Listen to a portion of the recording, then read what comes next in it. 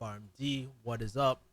Feeling a bit fired up today. Actually took most of the day off today. Pretty cool stuff. Went on a bit of a hike. Read a book. I've been reading this book. It's called The Courage to Be Disliked. Really liking this book a lot. Maybe I'll do a review once it's done.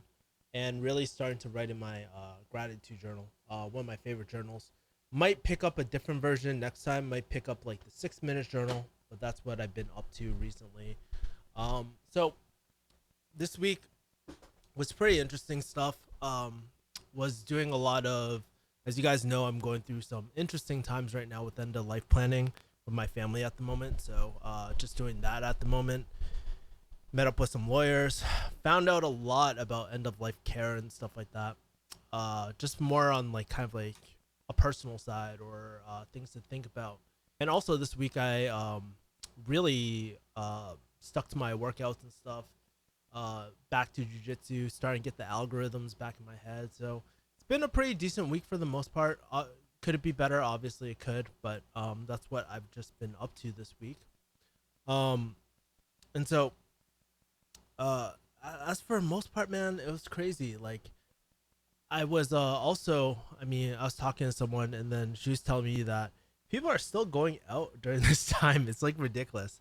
I was looking at kind of like the apartment 503, so that's like a club slash lounge in LA, and people are still like they're not wearing masks, which is totally cool.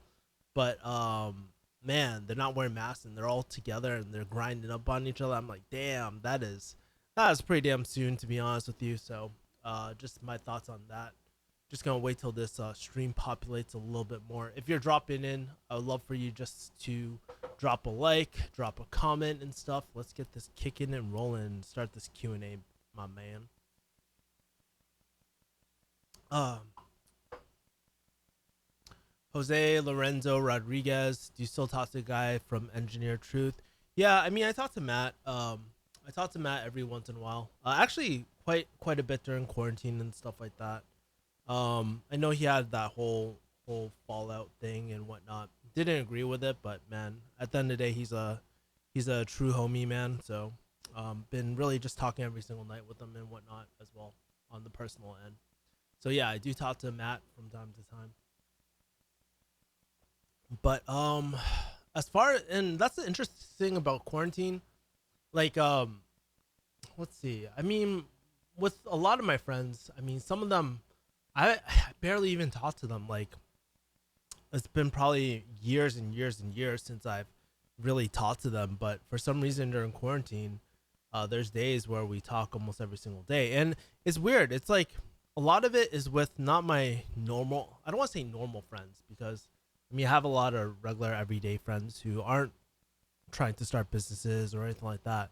But it's so interesting all the stuff that we've been learning in quarantine. Like, for example, I've been like one of the things we've been learning is like something called rental arbitrage, right? So securing a lease, and then and using that as corporate housing to essentially sell to people on Airbnb or rent out on Airbnb and whatnot. Really interesting business model. There's a few people that I've been following that has that interesting business model that I've been looking at. So there's that. Also, in addition to that, one of the things that we've been really looking into as well, like I've been learning a lot, is like day trading. Now, am I gonna go into all these? Probably not, because I can only focus on a few things at a time. But it's really, really, really interesting to be learning new skills in quarantine. And of course, learning like basic marketing fundamentals, really honing up my marketing, like actual the execution of marketing as well. Like doing funnels and sales pages and all that sort of stuff, and learning how to create different assets. Really putting the final touches on my investing course too. Really want to make it a really kick-ass course. I mean, at the end of the day, I was talking to my friend. I was like, man, when I first did something like kick-ass investing, it wasn't. I felt like I could have done it so much better, and now it just feels like this time it's going to be done right and something I'm going to be super super proud of as well. So just really focusing on those things. But Also, what's really cool in my life right now is like I I recently I told you guys this a while ago, but recently I actually had a put through on a editor too. Like I hired an editor. He has a family and stuff, and something really shifted. I mean, we were talking earlier today when were on a meeting talking about like the plans for this channel, because I also met with a uh brand consultant, and we were really putting all the assets down and stuff. What was really exciting about it was that she helped me lay out a really solid roadmap or plan of how to execute, how to maximize this channel, because I felt really, really lost. And when I showed it to my to my editor and stuff, it blew his mind, and it was like it was really cool. And I know he has a family too, and being able to support a family in like something somewhere like in the Philippines and stuff, it just feels really great to be able to do that, and to be great to invest in someone uh else's like future as well. So shout out to my editor if you're watching this too. He's working on like the weekly hustle. If you're wondering why I haven't been posting on the weekly hustle, is because I'm actually in the middle of transitioning over my editing over to them, and really going to be focusing on more private edits on this channel, working my other channel, and just really doubling down on all my assets. Seton, the mod in the house, says happy Sunday. Happy Sunday to you, my man. How's your Sunday going? Let me know. Like, I'm kind of curious, guys. How are you guys doing? Like, I talk about myself a lot, but I'm kind of curious. What are you guys doing this weekend? Do you have any plans for next weekend?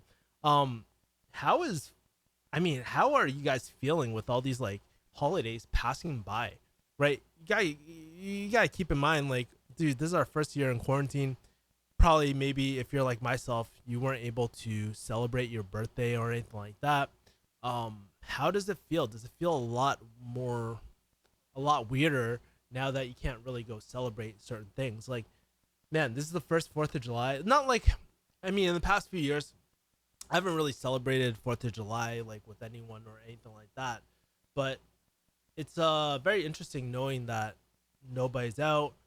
It just feels like another day. And if you guys are ever curious about entrepreneurial life or self-employment life or doing things on your own, this is kind of what it feels like. It feels like this, where it's like, man,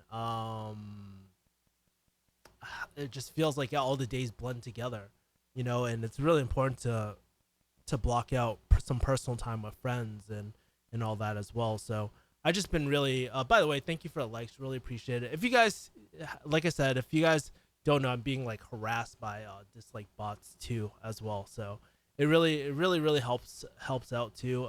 And it really more than that, I think recently I've had this new energy where this channel's been a lot more than just about myself. Really kind of diving deep in who the type of people I really want to inspire or lead, not lead, but like kind of what I realized is that during my brand strategy session, it was very interesting as well. Like, I realized like I have a really wide audience of people, but one of the most common things about the people like yourself watching and stuff is like they're not necessarily all Asian. Yeah, there's a good segment who are Asian. There's a good segment who are pharmacists. There's a good segment who are jiu-jitsu enthusiasts. Those are all things I love, and those are all great things. But it's not separated by male, lives in the U.S., like 50% male. It's not even that. It's like those people who want a little bit more in their life. Those people who want to go from that unhappy to happy life and try and figure out what that is, what that fulfilling life is, and how to navigate through it. And it's just really, really interesting. Um, and it just helped me gain so much more clarity about like what am I trying to do, or how, like, figuring out the why behind everything. Because in truth, refugee hustle is like the only, like, I was talking to her and she's like, how did you come up with refugee hustle? I was like, well, first of all, I didn't even come up with refugee hustle. Like, I came up with it with my friend Joe. But if there are two words I can think of about myself, why do I resonate with this so much, is that that's just me. I've constantly started my life from like, I'm okay killing my old life and restarting anew, and just trying new things. And I think that's always really gonna be the case for me. I mean, in these last 30 plus years I've been alive, um, I've always delved into new things and been fascinated about learning and been fascinated about growing. And it's okay. It's not for everyone, and I do realize that too, which is totally cool. But man, to be doubling down on content that really resonates with me, to not be so focused on like, oh, I need to focus on this SEO, like I need to focus on this topic because SEO tells me to or the algorithm tells me to, and my camera just went out. Yeah, but being able to do that, it's such a great feeling. It's so liberating. I feel like I was in jail in a long time because of the whole like pleasing the algorithm type of thing, and it really fucks your head with YouTube especially. Michael R says, "Hi Kevin, what's up, Michael R? Tell me what's new in your life. Tell me something that's exciting. I'm also almost done reading Rich Dad Poor Daddy and was wondering what type of assets you have." So right now, uh, let's see. So let's break down cash flow quadrant. ESBI. So right now,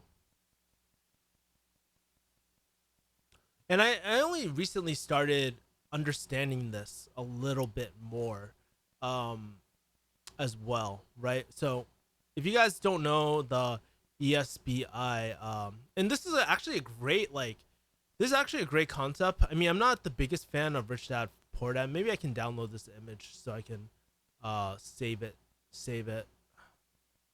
copy image address, go here. Um, yeah, and I'll pull this up really quick. Maybe you guys can see it.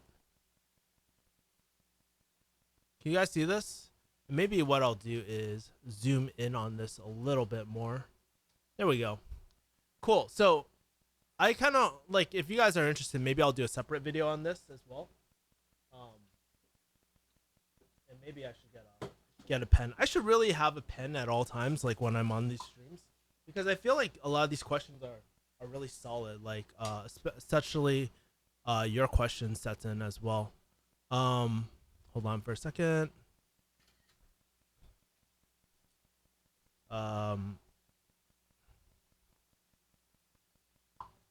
Yeah, so essentially like when I was doing pharmacy, I was like in the E category where I would get a W2, I'd be paid out every single period. And not to say this is bad, but it's not as scalable. As you like go from at E to S to B to I, you have to realize scalability increases as well, or how he says active to passive, right?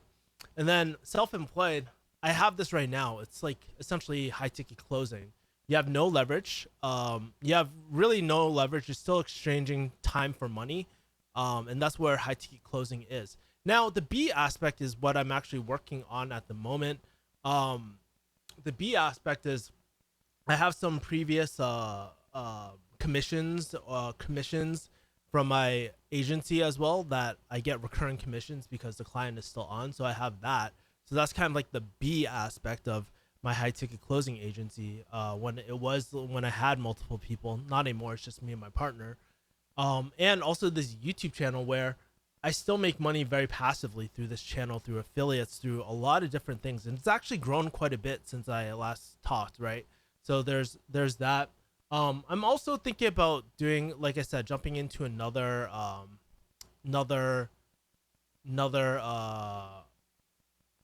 business model, taking like some of that money and maybe going into something like rental arbitrage or something like that as well, like Airbnbs and whatnot, through rental arbitrage. So that's what I'm thinking about jumping into next. I'm not sure if that fits into B and I. Honestly, I mean, I do have like, in terms of I mean, like you could say my investing portfolio, that would be an I, but really that's what I've been focusing on as well. And if I were to jump into real estate, into rental arbitrage, I would argue that it would be sort of more of an I as well, because you're essentially that's the most passive thing. I could outsource everything at that point and just have it on autopilot, right? And really, I think that's the transition from B to I. It's like B, you're essentially leveraging off your employees, the people who are working within your organization. I need to brush up on this whole thing. So that's kind of like where I'm at right now. But obviously I want to be scaling this up right now, because right now, like for most of my life I was E and S, but now I'm trying to focus on B and I. And it just comes over time as well. So I hope that helped, Seton. Not sure if that helped at all. But that's where I'm at. Let me know if you guys like that. I can do a further breakdown in like a separate video too. So I'm more than happy to do that. Since you mentioned quarantine birthday, I swapped my weekends with my PIC for my birthday. Quarantine hit, so I drank 24 beers on Xbox with my mates for 24th. That's great, man. And you realize too, Dennis. Like I'm sure you're going through it, man. I'm sure you're realizing, like, even right now, like it doesn't really take that much to make you happy. Like really, just buying all that. Like I was talking about it on my brand strategy meeting with my friend, and shoot, we were just talking about like, okay, a lot of people trick themselves into, not trick them. I don't want to say trick themselves. That's not the right word. But a lot of people, like, especially when you're in the pharmacy grind, I noticed myself buying a lot of shit all the time, like random things, like maybe it was gear, maybe it was other things, right? And you would get that sense of escape or that sense of options in life where it's that sense of accomplishment. But it's so like short lasting. Have you ever like bought like a really? I had never bought a fancy car, but I'll use the fancy car analogy where like you buy something like, I mean, I remember a lot of my friends, they bought Beamers, Lexuses, and all that, and it was a sense of accomplishment for a lot of people. Not to say that if that is your goal, that's not a goal that matters, but to me that's like so short lived. And some people, like, that's why it's so common for people to go shopping and stuff like that to get those dopamine hits, right? But when I started diving into a world of business and all that sort of stuff and this alternative route, like, I don't know if I would call it business per se. It's not like business as you guys think it is. But anyways, not to not to not to anyways, just to focus back onto my main point, um it's like when you're building an asset or building something for a long term, like it's like almost like you're building a house from ground up. There's nothing more satisfying than watching it grow and watching it expand. And watching my YouTube channel, like even though I haven't been posting as much content, because I really believe I'm going through burnout and I'm not focusing on the right things. It's been almost like a fire under my ass where it's like, man, okay, now I have this family in the Philippines that I'm supporting, and how can I make their life easier? How can I like expand? How can I don't want, and keep in mind I don't want a huge team and stuff, but in a sense it really has lit me up because I'm able to teach all these skills that I've learned over the last past years and be able to people develop it into my editor and stuff who is more than just SEO or just a edit for myself. Like he can take this skill and give it to someone else. And eventually, like honestly, I would love for this editor to be long term, but who knows? I mean, economies change, but I'm just so happy just to be able to train someone up and to have a it's almost like I'm building a course on the back end, like without even realizing it. When I was training him, he was like, "Man, you have all these videos." It's like, dude, I'm taking a YouTube course. And I was like, well, maybe essentially, yeah, maybe it's kind of like that, but who knows, right? So, it's just been something under my ass, and that's like what a fulfilling life has been to me more recently. Yes, we can see it. That's awesome. Thanks, Michael. Aside from Ramit Sethi's book, what are some other personal finance investing books you would recommend? Honestly, like Ramit's book is probably the best one that I've read in a long time. There are some other ones like I have a few. Maybe what I can do, Saifu, is maybe pull up some other personal finance books as well. The reason why I like Ramit so much is because I think for 90% of people it has everything you need, and sometimes like we what's that word? It's like we kind of mislead ourselves to thinking more is necessary, and I truly believe Ramit's book has everything that you need. But I will, maybe on my investing channel I'll think about doing like my best top personal finance and investing books as well. That would be pretty cool. um I also want to do like, and I know this is a lot, and this is kind of more visionary thing, but I do want to try to give people like a personal finance course for free and stuff like that, because I do believe that is the most one of the most important things. I mean, I teach I give a Roth IRA course. It's going to be out very soon. Just putting the final touches on it. I literally have a checklist in front of me after speaking to my brand strategist, right? But I want to be able to teach personal finance to people like in a very easy to relate way as well, right? Because I was just like, here's where I'm coming from. I was just so blessed to have my uncle like step in and just teach me all this stuff. But if my uncle never stepped me aside, then I would be totally fucked. I would have never known all this sort of stuff. And if it wasn't for investing, I wouldn't be so okay with risk. Does that make sense? So essentially investing is like one of those things that kind of inoculates you into like risk, and that's how it, like, once you see proof of concept, once you see your money growing, you're like, wow, this actually is not that scary at all, and what I thought was risky isn't risky at all. Well, not risky at all, but it's not as, it's like you learn how to make calculated risks, and rather than just like take a high ticket program to see rags to riches, I think things should be built in blocks, right? Like it's like laying Will Smith talks about laying brick by brick to build your kingdom, essentially, or your castle, right? I think that's how things should be as well. So yeah, appreciate the likes, guys. What do you guys think of the stream so far? Is it fire, not fire? If it is fire, it's because of you guys, because you guys are asking really kick-ass questions. I tend to notice like when the streams like fucking suck, excuse my French, when they suck, it's like it's due to questions, and you guys make it all the best, so I love it. Let's see. Interesting graphic. Most people will never have a passive income. It's true. I mean, think about it like this. Like most people in the most people who are just focused on jobs day to day. I mean, you can amass a lot of money and actually invest into something like a business. You can invest into something like you can invest into a solid investment too. And it doesn't always have to be real estate, guys. Like I does not mean like real estate investing. There's a lot of different modalities. Think beyond, especially like when I learned about rental arbitrage. That's something I definitely want to go into. Now, does it take a little bit of work? Yeah, it does. It takes a lot of different skills.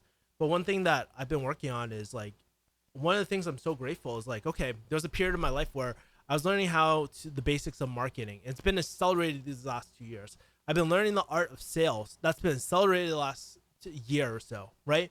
And so I'm building up these blocks where when I approach a new business model, it's not super scary to me anymore. Because when I thought about, oh man, how am I gonna rent out these properties and secure a lease, and what if I lose? Like, it's not like that anymore. It's like, okay, I know I need to do XYZ, and even though I might not know the specific things I need to do for this business model, I can learn very, very quickly. And that's kind of like, it's kind of like pharmacy. The best analogy I can give is like something like pharmacy, where it's like, okay, you might not know this medication, but you have a good idea of how medications work in general. And if you read up on the mechanism of action, you can understand it. Or if you don't, you can learn it a lot more quickly than the layman, you know? And so that is the important skill. And I just feel like I've kind of acquired it over the last few years as well. So it's really great. All right. So Lemon says, let's go. How's the session with the branding specialist? I'm actually going to publish it. So I actually have almost 8 hours of content. It's really fire. I'm going to, what I want to do too is like cut it up, talk about like the 3 lessons I learned in the brand strategy session, and refer anyone who's like running a business to my friend too. Like she's fire, man. Like, and it's one thing to just say, oh, like this person is fire. But it's another thing to actually like be like, guys, if you guys don't know what a brand strategy session is, I had no clue, and I'm in this field, right? I never knew I needed it because like, I don't know. I always felt like I had this potential with this channel, but I never knew how to unlock it. Having this person by my corner really kind of sparked a fire within me where it's like, okay, now I want to create content. Now I want to double down on this. Now I'm okay with not having to exchange every single dollar or cent into making money. Like I have a clearer vision of why I'm doing this. you know, and it just feels really, really great to just step in and just remember why. Why is this important? Why are you doing this, Kevin? I mean, like, it's really interesting because it almost feels like the closest feeling I ever got to this was almost like a when I got back from the EQ like seminars or like the EQ or like life coaching sessions. If you guys have never gone through it, it's not for everyone, by the way. I would not say you need a life coach or anything like that, but I've experimented with a lot of things. But this mental clarity of like how much potential you have and what's out there. And by like, it's kind of like I had pieces here in my brain, but when she was able to take an outside perspective, plot everything down, organize everything for me while I'm spitting straight fire, right?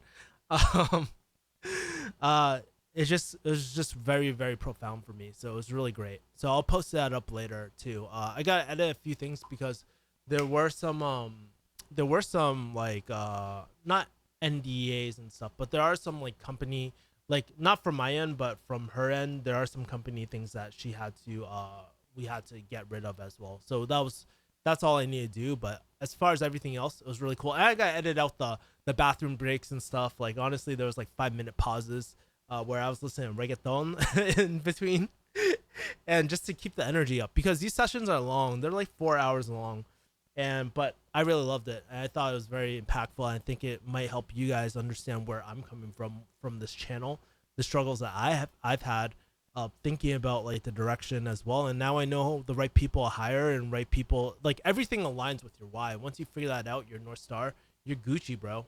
So yeah. Woo.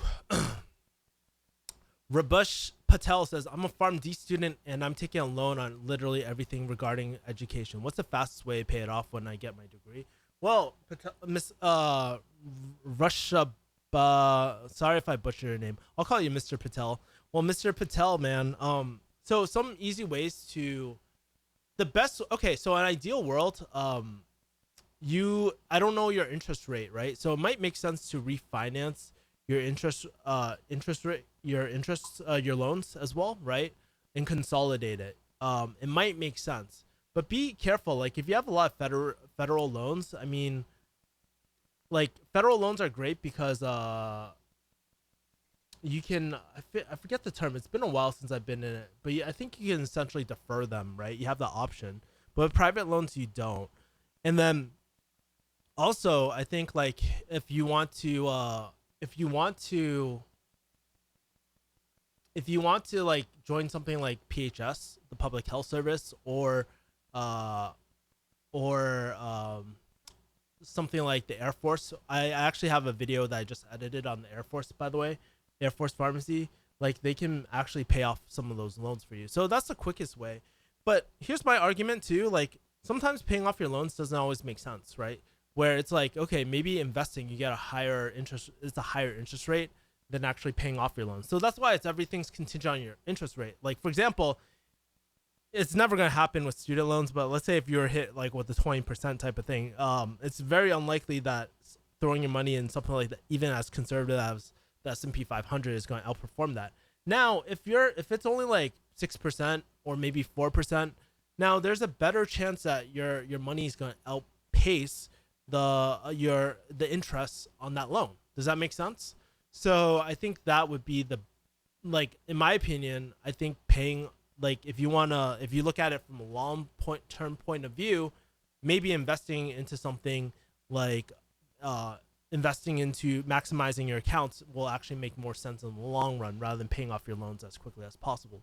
But I have seen some people pay them off really quickly by taking up a second job, third job, get a contract job. Great thing about a contract job is that they can never tell you when to work or anything like that. But then again, with a contract job, you don't get benefits, but you can get terminated at any point as well because you're a contractor. So those are some things to think of about as well, right? Farm D loans, great, cool. I love this. What I'm gonna do is actually like after each stream too, I'm gonna actually that's great. Hey Kevin, I know you talked about it last week, but can you elaborate how to start a business with credit cards? I couldn't find the article on Refugee Hustle. Here it is, but so let me a productivity productivity. Yeah, I think it's under this. I'll send it. I actually have like here here here you go, my boy. Um, there, Lemon. I just posted it. It's this article over here. Um, where I talk about. Hold on, let me go back to my screen so I can show you where it is. It's like lagging a little bit because I'm streaming. So funny. No, what's the really funny thing is when I look at like things like with me with hair and stuff. It's pretty funny. Um, let's see, where is this? Oh yeah.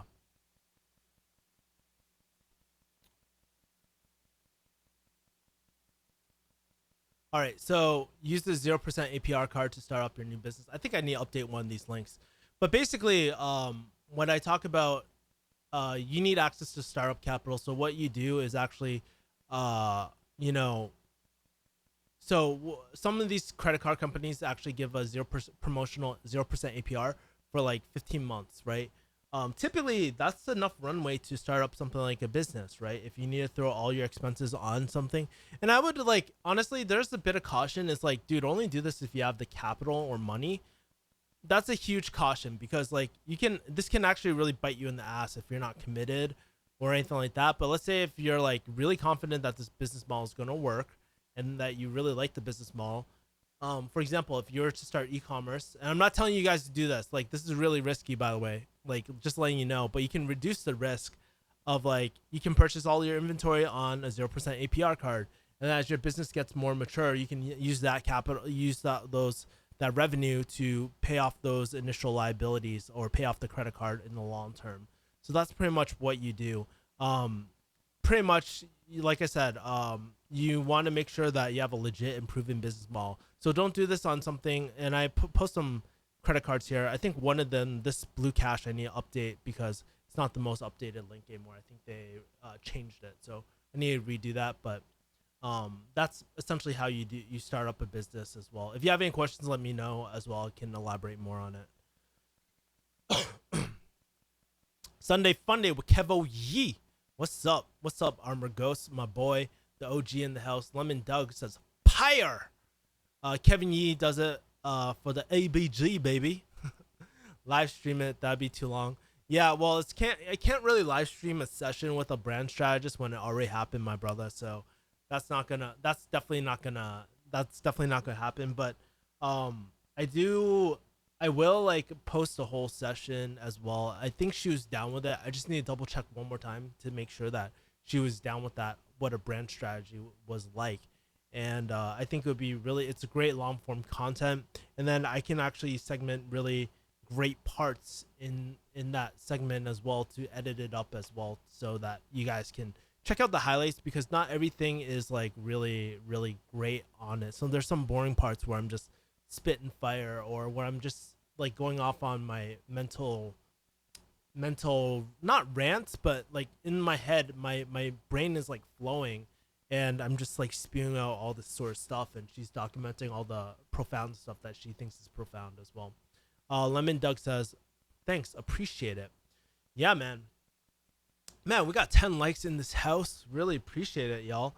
I mean, I'm telling you guys, it's been really hard with the whole dislike bot too. It's like I said, it's been, I want to say like when like earlier this month when I was looking at it, I was like, is it really worth producing YouTube videos anymore? But I'm just like, dude, why am I going off this like shitty KPI, right? Of like likes and dislikes. It doesn't really matter. And honestly, if like what I'm gonna do probably is just I might just disable all my likes and dislikes just so like either A, weather out the storm, or B, if it keeps on happening, I mean it's totally cool. I'll just produce a video about why I hit everything as well, right? So I might do that, not quite sure, but really focusing again more on the positives rather than negatives because that's the thing with social media. Like, man, social media can sometimes fucking fuck with your brain so much, right? where it can bring like an awareness to a problem that doesn't really exist, right? Not to say like, or not that doesn't exist, but can overblow a problem. Think about it. If you're seeing something over and over and over on a loop, that's essentially like, it's gonna bring some sort of awareness to yourself where you're like, oh crap, like the world's on fire, we're gonna end, everything's gonna. That's why I don't watch the news. I don't watch anything. If it's important enough, it'll come through some sort of means, whether they send an SMS type of thing or I get it through my mutual friends or something like that.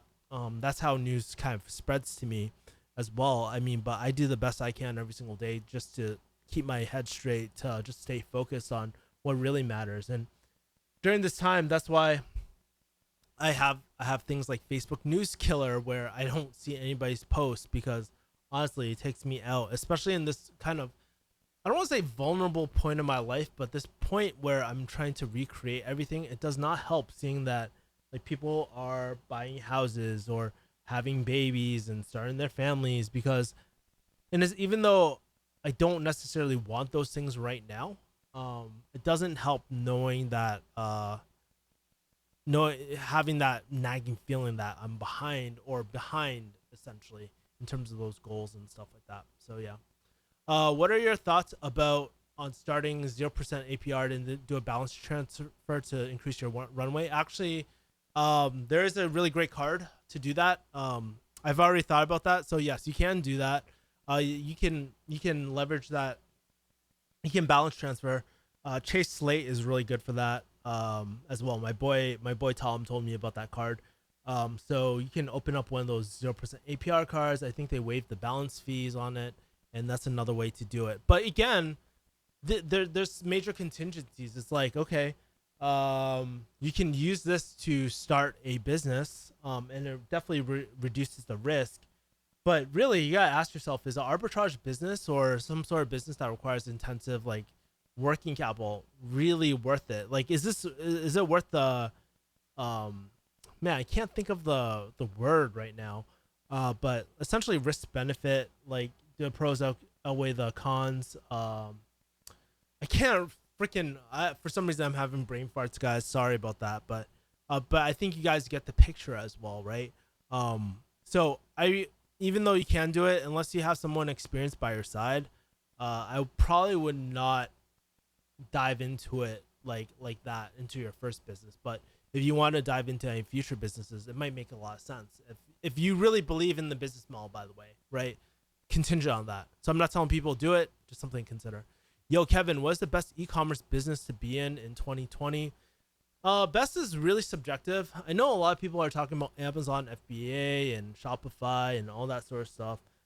In my opinion, like those things are those business models really kind of favor more analytical types, right? Because it's so number based, right? So if you're not a number based person, that's not a great business model to go into as well, right? So that's to e-commerce, and that's like e-commerce. What that is, if you guys don't know what e-commerce is, essentially it's like selling physical online goods as well. I know like there's this whole coaching and programs and stuff. That's kind of another sector. I wouldn't consider that like e-commerce, right? As well. I mean, technically you're selling a virtual product online, so you could say that, but I wouldn't say that's necessarily the right term for that. Now, I do feel like in 2020 there's going to be a saturation of like courses, programs, coaches teaching coaches how to be coaches. Like, if you ever wonder why I stayed out of the coaching realm, it's because of that. Because there's too many fucking coaches trying to teach people how to be coaches when they're not necessarily, I don't want to say not necessarily qualified, but it's like, dude, we have too much of this mud of bullshit, right? And it's like, dude, unless you have something that is truly unique, you take the time where you've built an expertise, like truly built an expertise in one sort of area, then I think that's okay to do some sort of coaching. But I think like these days, it's everybody's going to come up with a program. And one of the gaps that I see on a lot of online programs is that a lot of them suck. A lot of them are low quality. A lot of them don't take the time to really focus on their students first. And you're going to see this washout of courses and programs being like, oh, this sucks. And we're already seeing it right now with the whole like CoffeeZilla scene where people are complaining about courses not being fulfilled and stuff. Now, are all of them scams? Absolutely not, because honestly, that's where I most of my education about business was online, and I've been able to kind of do that through programs. But finding the right programs is also really hard, and you gotta realize too, programs will also change over time too. Like, just because a program was initially really good, maybe it had really high touch, and they were trying to get a lot of testimonials at one point, and there's a whole updating of the courses and the programs as well. Um, that's something to be considered, and that's why I decided to update Kick-Ass Investing, because there's so much stuff that changed that I mentioned in the course. And I'm like, this is not the way to teach a course, because what I'm essentially doing is giving people the fish when they should really learn where do you go to learn the most updated information as well. So like shortcutting that type of thing, like that is important too. So that's another important thing when you're considering and do course creation. It's not as passive as you think it is, but if you can teach like an evergreen skill and you're really, really good at it, you have a deep expertise that you can drive people's results, great. But especially if you're new, you better be able to back that up with a really, like, you better be able to back that up or have a really strong risk reversal where it's like, hey, you didn't like it, you have 60 days to try it out. No sweat. Don't even ask for the program materials. Sure, you might eat some credit card fees, but guess what? I mean, that's part of the business. It's a very low risk business, but you're collecting data. If you're focused on the long term value of making something great, then that's totally worth it, right? That's why I'm like going into Kick-Ass Investing 2.0. I'm gonna be dropping the initial price, because I want to focus on the actual product and making it really, really solid in the long run. And I think it's an evergreen skill, and that's going to make people a lot of money. People come running thanking me that I taught them investing, and that's the feeling I want. And if they didn't like it, I want to provide a kick-ass guarantee where it's like, man, is really a no-brainer. I mean, like, at the end of the day, I truly believe that everybody should be investing. You should absolutely be investing if you're a 9-to-5er, because you're building no other assets, right? You think about it. Starting a business is very hard for people. Not everybody can freaking do it. Also, like, not everybody can start a business, but almost everyone can open up a brokerage account, create a portfolio with some guidance, and automate it, right? And that's something I truly believe in. Anybody can do it by themselves too. They don't need a program, but some people need that broken down step-by-step process. And if I can take the time to organize all that, and leverage my like knowledge that I've learned from my uncle, from books, from experience now, I think that's one of the best things I can do for our society, man. What's a business what's a good business for people who aren't driven closing? So I know this guy, he gets a lot of shit, and I'm gonna pull up all right. So I'm gonna elaborate on this like concept I learned from this person that a lot of people hate, but let's see. And actually changed the wealth triangle thing. Hold on. Let me copy this link address, post it up. And I guarantee you guys that this was probably taken from somewhere else. I guarantee this was not a unique idea. Let's see. Let's see, baby. Come on. Try to think of a really, really good photo of this, because they all fucking suck. Hold on. Okay. Let's take a look at this website. Copy link address, or copy image address. Go here, go here. All right, cool. So this is the famous wealth triangle term by Dan Locke. I'm pretty, like I mentioned, like it's probably taken from somewhere. This is actually one of the really great things I learned from him. I know he gets a lot of shit, but this is actually really great. And I don't even like this thing. You know what I'm gonna do? I'm gonna draw a freaking new whiteboard, man. What's that whiteboard? Whiteboard online. I can't remember that whiteboard app that Alex Becker uses. I think it's AW app. Hold on. Here we go. Found it.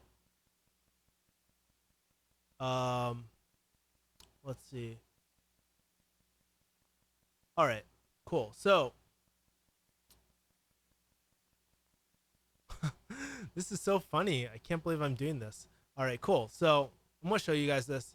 This is the wealth triangle right here. Wealth triangle, baby. All right. All right. So, and this is not an MLM. So there's like a few, like ISB. This is kind of like Rich Dad Poor Dad, IBS, irritable bowel syndrome, guys. And what this stands for, maybe I can do like a. Can I do text? This is the first time I'm using it. I saw Alex Becker do this, so I thought it was cool. Skill, and Dan Locke says high income, whatever, right? On each of these, right? But investment. You guys see this? I think I should probably adjust this setting. Hold on for a second. Let's go in. Drop a like if you like this, by the way. Just want to make sure. How do I zoom into this? Shit. Yeah? Cool. Awesome. And then what I can do is go here, center it. Perfect. We got IBS, irritable bowel syndrome. So like, for example, like there's different types of business, right? And one of the things like I like, and I would even term this a little differently. I would say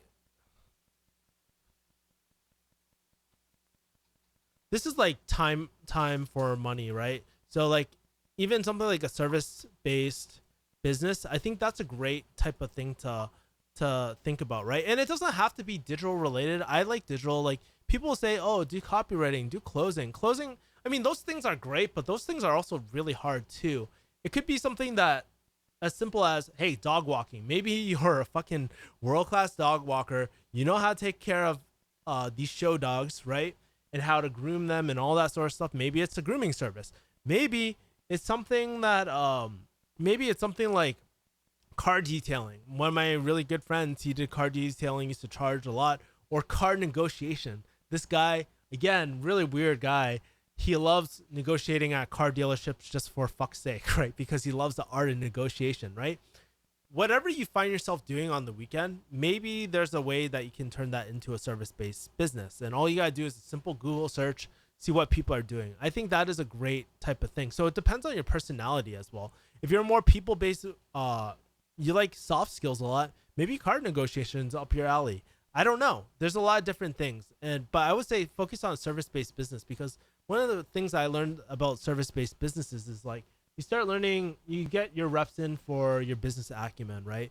So you start learning how to resource pool. You start thinking how to strategize, learn sales, learn marketing. And all these things will, like, I would say like I'm barely in the B. Like I have elements of all these, like, yeah, I have my portfolios and stuff like that, but you know, like I'm just essentially going into the big B at the moment. Yeah, I have the YouTube channel, which is technically a business at this point. Now that I'm making decent money through it, and I'm hoping to accelerate that, especially with the growth of YouTube. But basically, be like you would just have to find something that you're really interested in that suits your strengths. I have a lot of articles about like how to find your strengths, like Strength Finder 2.0 test. That is a really great test. And actually, if you pay for the highest one, it'll tell you what industries you should go into, right? Like for me, it was sales, consulting, all that sort of stuff. But then again, that's time versus money, right? And so like, and then you can actually like, even here, you can even productize like, you can have like an agency. So maybe you're really great at, I don't know, walking fucking poodles, like a certain breed, right? Because they're ratchet as fuck, and you know how to. You're the dog whisperer, you're the poodle whisperer, right? And maybe you can train and hire other people that are really great at it. Maybe you can develop a program to kind of train people and have people like pay into it and then hire within that program. Maybe that's the way to go, right? And you essentially build out almost like an agency or consultancy or whatever, right? I don't know if that's the right word, but you get the point, you know. So there's a lot of different business models. It really depends which one's the right one for you. And like I said, I think one of the things, my friend has a really good video inspired by Ramit. It's called fuck, I can't remember. Oh, like we were talking about it. Let me look up his YouTube channel really quick. I'll post the video really quick as well. But let's take a look at the other questions while I pull that up. It's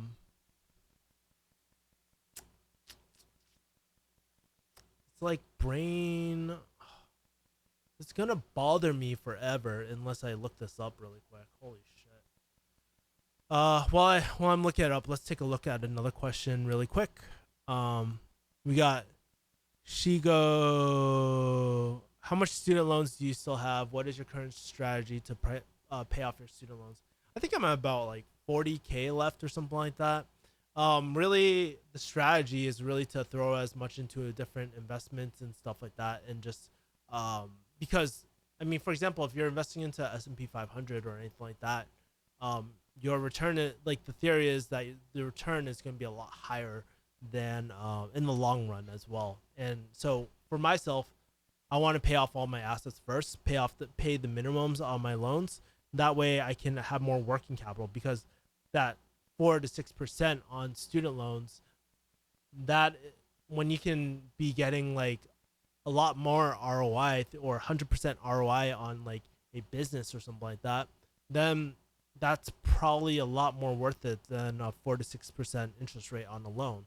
Essentially, like investing into assets, because the rate of growth will exceed the interest rate, if that makes sense. But it is risky doing that, because you just never know what everything's going to be like. For example, it's contingent on making sure that you have enough cash flow coming into yourself as well. So that's really important. Zoom in a bit, please. Looks good. Thanks, man. But looking at my friend, where is it? Holy crap.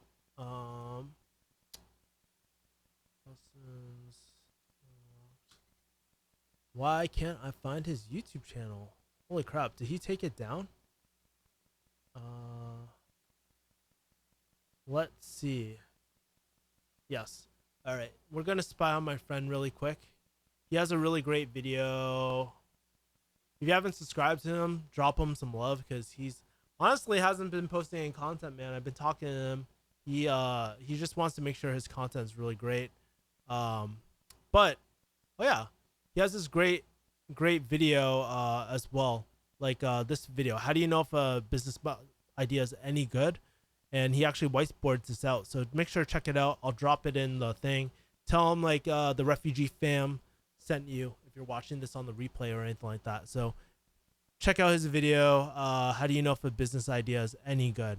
So check that out. I think that's the major video that he has as well. So yeah, check that out. All right. Any other questions before we sign off tonight? Because my voice is like fucking dying at the moment. And we got 10 people. For those last people joining in, make sure to, if you're just tuning in, make sure to drop a like, man. Battle these dislike bots. Would really appreciate it. And go from there. So I'm going to grab some quick water and answer some questions. If there's no more questions, I'll probably do a closing. I'll close out the stream as well.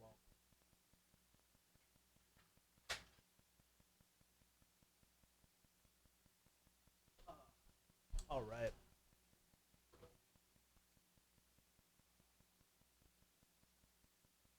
Guys, can you even believe it? I can't believe it's already like freaking almost July, guys. It's pretty freaking crazy. Oh man, this is strong ass tea. Holy crap.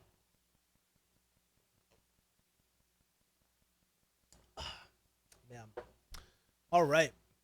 Well, I think that's pretty much it. I mean, if there's no final questions, I'm just gonna scroll. Just want to say, before I close out, just want to say, I appreciate all y'all, man, who tune into my stream every single weekend. I know like these last few weeks have been pretty rough for myself at least, and maybe my energy hasn't been 100%, but I'm getting back into a groove, and I really want to expand on more topics, more things as well, just to up your life. And this channel is only for one major thing, right? It's really to make sure that, like, going back to my vision is really to help as many people as possible through these life situations, right? And to just share my experiences, things I've learned, and just leverage myself as much as I can. Like, I might not be the freaking expert at certain things, but there are a lot of skills I've acquired, and there are a lot of people I'm always learning from. So I love to kind of share more of that stuff to you guys, if and as well. So I think that'd be really cool.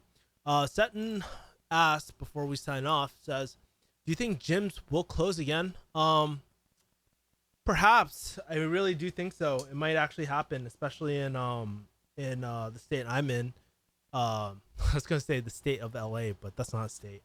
Um, long day if you can't tell. I believe like perhaps maybe California and stuff, like all these like states that are rising in cases, they might close down again too. They might lock down again, but who knows? Like, I don't know. It's just like really, when I see these cases increasing, it's just like it's gonna happen, in my opinion, right? Like, there's nothing that you can do to really stop it unless we come up with the vaccine a lot quicker. But it's that fine balance of keeping our economy alive, because it might do a lot more damage if our economy isn't torn in pieces, the mental state of a lot of our citizens and stuff like that. But also controlling the disease as well, right? And really, like, come on, guys, going to a club and just packing it through, and shame on shame on these clubs too, like opening. I know there's like cool arena in LA. They did a really cool idea. I didn't see any stories from them, but um like they were doing really interesting night ideas where they would have alcoholic boba, and you could like they would separate parties, like no more than six parties at once at a table, and you could just chill there. That was really cool, very innovative, working around the rules, or not the rules, but like, being considerate of the times too, right? As well. But then like I see like this other club, man, they're packing their club. No one's, not to say masks are the most effective thing in the world. Like, who knows? Like, does a cloth mask really protect against like COVID? I don't really think so. Maybe it'll prevent some respiratory droplets, right? But that's pretty much it, right? But seeing people like packed like how we used to pack clubs back in the day, seeing that, it just blows my mind. It's just like, man, is that really fucking smart at this point in time? I don't think so. But guess what? It's not my business. And honestly, it's a bunch of younger kids who don't consider that stuff. I know that we all want to go ratchet. I know that we all want to go out. But I mean, I'm one of those people. I love going out, right? But I mean, it's also kind of being smart about things too, man. Um, but then again, like for myself, I've been going to the gym. I've been going to jujitsu. But then again, I'm very like, I'm just by myself at home all the time. I don't really go high risk out into the public that much, right? Maybe grocery shopping and all that, but I don't know. I pretty much accepted that I'm probably gonna get it at some point. If I haven't already, I'm pretty sure I did. I think I had COVID toes at one point. That's what they're saying, but who knows? Like, who really knows as well. So anyways, guys, that's pretty much it. If you guys have nothing else, really appreciate the 13 people who liked this video. Just want to shout out a few people before the end. Maybe I should start doing this near the end every single time as well. Like, I want to shout out some people, right? We got Seton, the Mudda OG Seton. We got Dennis Vo, the OG in the house. Saifu, I've seen your name a few times. I'll shout you out, my boy. We got the OG Lemon Doug in the house. Thank you, Rushabash Patel. Thank you, Michael, for dropping in. Thank you, Jose, for dropping in. Let's see who else. Armored Ghost, the OG in the house right here. We got more questions. We got JP Media. What's happening? We got Shigo Su Tox. Oh my god, I can't pronounce this shit. Unless I'm reading it wrong. but thank you for dropping in your question. Um, Aventus, we got another question from Aventus. Could 10p HQ close again? Have you noticed fewer people on the mat? Um, I bet like if they close all gyms, most likely 10p HQ will close again. I'm just, I mean, here's the thing that's been keeping me happy and sane is like jujitsu and all that sort of stuff too, man. So if it closes, I'm gonna be really fucking bummed, and I don't know, man. It's like crazy, but pretty much the unspoken rule is if you're going, you're pretty much exposing yourself. So if you're around any elderly, like that's on you, right? There's personal responsibility that comes to it, and we all know that, right? As well. So there are fewer people. Like the first day was pretty packed, but just in general, it's been less packed than before, as well. But I mean, that's great because you don't really need that many training partners. I would say like we have at least 10 people at least like every single day, so that's a pretty decent amount. Maybe 12 as well. Um, our graduate loans worth it? It really depends. I mean, it depends whether it's worth it for you, my brother. So that's a whole nother topic in itself, Danny. Appreciate you, Aventus. Appreciate you, Danny, as well. But pretty much, I'm gonna sign off. Tune in next week, 6 p.m. Sunday, Pacific Standard Time, and I will talk to you guys later. Take care. Peace, my people.